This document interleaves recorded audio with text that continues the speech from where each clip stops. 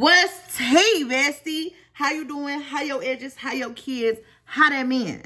We don't care, girl. You know we don't care about that man on this channel. Anyways, I took myself on a little solo date and went and saw Magazine Dreams, and I need to talk about it because I just really thought that this was a very powerful movie. I don't have the same animosity that I have for Snow White, but we're still going to rate the movie at the end. So Magazine Dreams was a movie that was set to premiere in 2023, but amid the whole scandal with Jonathan Majors, the movie got shelved. It got picked up by Zeus Network, and it premiered this weekend, March 21st, but it only premiered in about 800 movie theaters.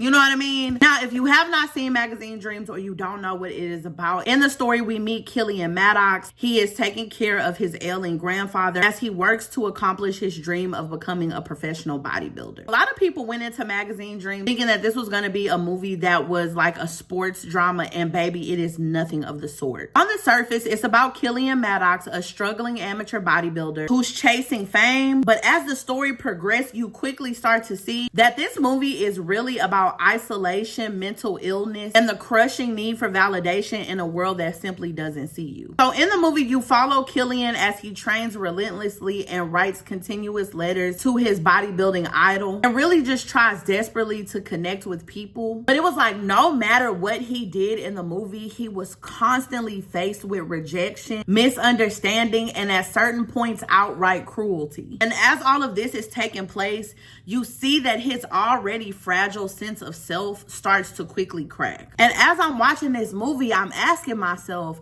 is this movie really about chasing a dream? Or is it about a slow and painful unraveling of a man who was never given a fair shot in the first place?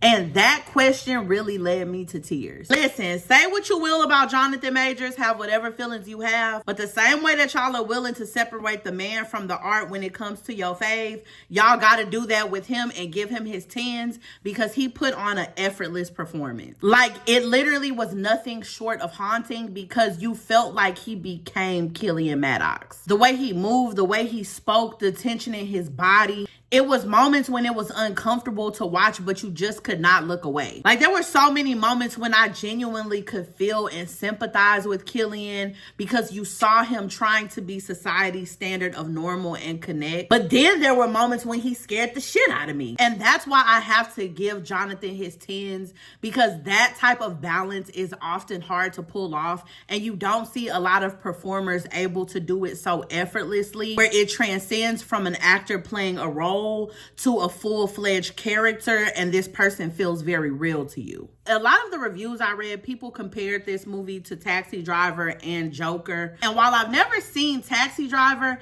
I have seen the Joker, and I do understand where the parallel comes from because it is this examination of the human condition with two men dealing with a mental illness, trying to fit into society. But I feel like Magazine Dreams prevails in its execution because it simply does it in a way that is more humane and more realistic to me. Another thing that I've seen a lot of critics say about this movie is that they feel like it loses the plot. That was clearly intentional because, again, Magazine Dreams isn't about Killian's journey to becoming a bodybuilder. It's about how he sees himself and how other people see him and what happens when you exist on the fringes of society. As you watch the movie and you're learning Killian and you see the way that he moves and interacts, you can very clearly tell that he has some type of undiagnosed mental condition, possibly autism or some form of neurodivergence. He doesn't pick up on social cues, his reactions are intense, and he struggles to communicate the way that people expect him to. But instead of him receiving help or understanding, he was either feared or ignored, and that's the part that hit the hardest for me,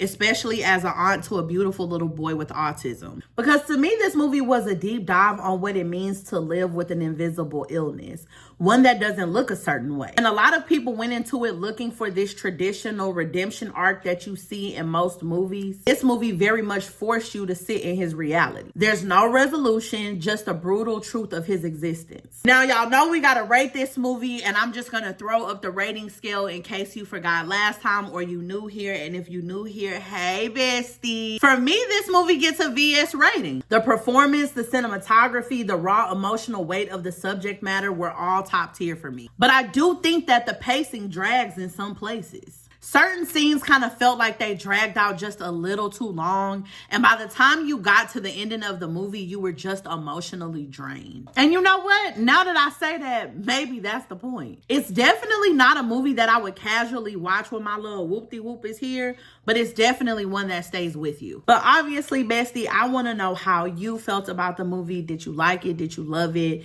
Have you not seen it yet? What did you think of Jonathan's performance? All of the things. And if you're not ready for the party to be over and you want to hear me yap just a little bit longer, go ahead and hit this playlist right here. And until next time, love you. Bye.